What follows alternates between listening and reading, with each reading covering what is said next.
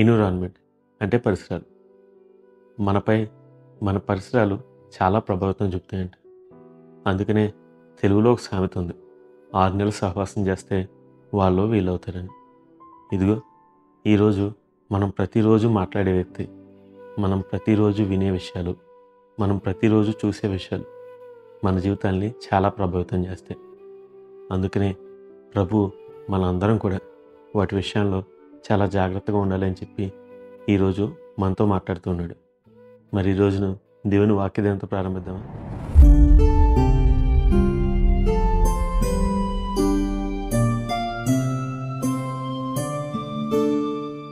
Praise the lord. ఈరోజు బైబిల్లో నుండి రోమీయులకు రాసిన పత్రిక 10వ అధ్యాయం 17వ వచనం చదువుకుందాం.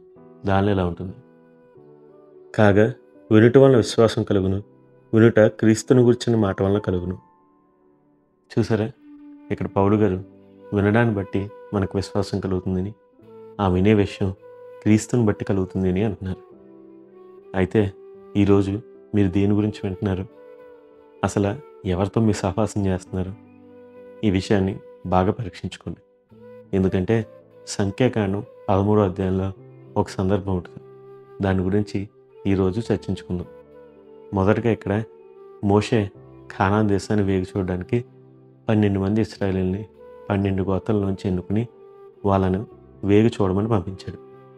ఈ 12 మందిలో యెహోషువ ఒకడు, కాలేబు ఒకడు. మిగిలిన 10 మంది వేరే వేరే గోత్రాలకు చెందినవాళ్ళు. వీళ్ళందరూ కూడా వాగ్దాన దేశానికి వెళ్ళి చూశారు. మొదటగా వీరు ఒక విషయాన్ని గమనించారు. అదేంటంటే ఆ వాగ్దాన దేశం అచ్చంగా ప్రభు సెలవిచ్చినట్టే ఉంది. ఆయన వాగ్దానం చేశాడు, నేను మిమ్మల్ని పాలు తేనెలు ప్రవహించే దేశాన్ని పంపిస్తాను. అండ్ వాళ్ళు వెళ్ళి చూసినప్పుడు అచ్చంగా ఆ వాగ్దానం చేసినట్టే ఆ దేశం అంతా ఉంది. నిజంగానే అక్కడ పాలు తేనెలు ప్రవహిస్తున్నాయా అన్నంతగా అభివృద్ధి, ఆశీర్వాదం ఉంది. అయితే వీళ్ళని ప్రభు దేశాన్ని చూసామంటే వీళ్ళ దేశంతో పాటు అక్కడున్న ప్రజలను కూడా చూశాడు. ఆ ప్రజలు నెఫీలీలకు సంతతికి చెందిన వాళ్ళు చాలా ఆజానుబాహులు. వాళ్ళ ముందు మనం మిడతల్లా ఉన్నామని చెప్పి ఓ 10 మంది ఆ మనుషుల్ని చూసి దాన్ని బట్టి భయపడ్డారు. కానీ ఇద్దరు, యెహోషువ, కాలేబులు, ఆ దేశాన్ని దేవుడు ఎలా చెప్పాడో అలాగే ఉండడం చూశారు. ఇక వచ్చేటప్పుడు వాళ్ళతో పాటు అక్కడ పండే కొన్ని పళ్ళను తీసుకొచ్చారండి. ఆ పళ్ళలో ద్రాక్షాగలను అయితే ఇద్దరు దండికి పెట్టుకుని మోసుకుని భుజాలపై తీసుకొచ్చారండి. అంత సమృద్ధిగా ఉంది ఆ దేశంలో ఉన్న ఫలం. అయినా సరే 10 మంది చెడ్డ సమాచారాన్ని ఇస్తున్నారు. ఏమన్నా తెలిసే, ఇదిగో మేము ఆ దేశాన్ని చూసాం, అచ్చంగా దేవుడు చెప్పినట్టే ఉంది. అయితే అక్కడ నెఫీలీలకు సంతతి చెందిన వాళ్ళు ఉన్నారు. అబ్బో, కానానీయులు చాలా పెద్దగా ఉన్నారు. వాళ్ళ దృష్టికి మనం మిడతల్లా ఉన్నాం. వాళ్ళు మన ఈజీగా చంపేస్తారు. ఇదిగో నాకైతే నమ్మకం లేదు. ప్రభు చెప్పినట్టే దేశం ఉంది, కానీ ఆ దేశానికి మనం వెళ్తామన్న నమ్మకం మాకు లేదు అని చెప్పి 10 మంది చెడ్డ సమాచారాన్ని పట్టుకొచ్చారు. అయితే ఇద్దరు మాత్రం ఒకే ధాటిగా ఒకే మాట చెప్తున్నారు. లేదు, దేవుడు వాగ్దానం చేశాడు, ఆయన వాగ్దానం చేసినట్లుగానే ఆ దేశం ఉంది. మాకైతే నమ్మకం ఉంది, ఆయన తప్పకుండా ఆ దేశాన్ని మనకిస్తాడు. ఎందుకయ్యా భయపడుతున్నారు? పగలు మేఘస్తంభంగా, రాత్రి అగ్నిస్తంభంగా మన ముందున్న దేవుడు కదా. ఇదిగో ఎర్ర సముద్రంలో ఫరో సైన్యాన్ని మొత్తం ముంచింది మన దేవుడు కదా. ఎందుకని భయపడుతున్నారు అని ఒక దాటిన వీళ్ళిద్దరూ మాట్లాడుతూనే ఉన్నారు. అయినా సరే ఈ 10 మంది మాటలే నెగ్గిని, ఇద్దరు మాటలు నెగ్గలేదు. జనులు అందరూ 10 మందిని చెప్పిన సాక్ష్యాన్ని నమ్మారు. వాళ్ళు విని విశ్వసించారు.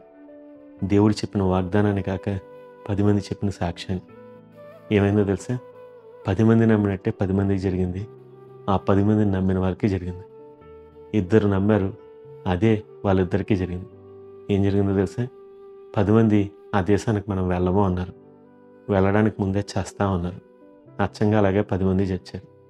ఆ 10 మంది మాటలు నమ్మిన ఇశ్రాయేల్ సంతానం అంతా అడవిలోనే రాలిపోయారు. ఇద్దరు మాత్రం మనం తప్పకుండా ఆ దేశానికి వెళ్తాం, దేవుడు ఆ దేశాన్ని మనకి ఇస్తాడు అని చెప్పారు. వాళ్ళే యెహోషువ, కాలేబు. వాళ్ళు నేరుగా ఐగుప్తు నుంచి కానాన్లో ప్రవేశించిన ఇద్దరు వ్యక్తులు. వాళ్ళు నమ్మినట్టే వాళ్ళకి జరిగింది. ఈరోజు మీరేం మాటలు వింటున్నారు? ప్రజలు ఇదిగో ఈ కాలంలో కూడా దేవుడు అంటావేంటి? నీకు బుద్ధి లేదా? చదువుకోలేదా? జ్ఞానం ఎంత పెరిగిపోయింది? ఇంకా దేవుడు అంటున్నావేంటి, వాగ్దానం అంటున్నావేంటి అని మిమ్మల్ని వెనక్కి లాగుతున్నారా?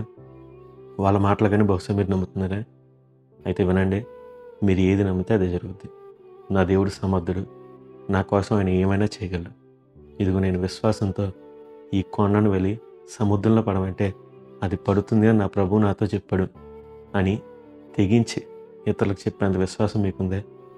నా దేవుడు నాకు వాగ్దానం చేశాడు, వాగ్దానం చేసిన వాడు నమ్మదగిన వాడు, నా పరిస్థితులు నేను చూడను, వాగ్దానం చేసిన దేవుని నేను చూస్తానని ధైర్యంగా ఇతరులకు సాక్ష్యం ఇచ్చేంత ధైర్యం మీకుందా? అయితే ముందుకు రండి. ఈరోజు మీ విశ్వాసాన్ని పెంచుకోండి. ప్రతిరోజు మీ సహవాసాన్ని, మీ విశ్వాసాన్ని పెంచేవాడితో చేయండి.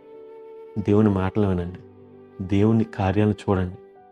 అప్పుడు తప్పకుండా మీ జీవితంలో దేవుడు అద్భుతాలను చేస్తాడు. మరి ఇంకెందుకు ఆలస్యం? ఈరోజు మీ పరిసరాన్ని మార్చుకుంటారా?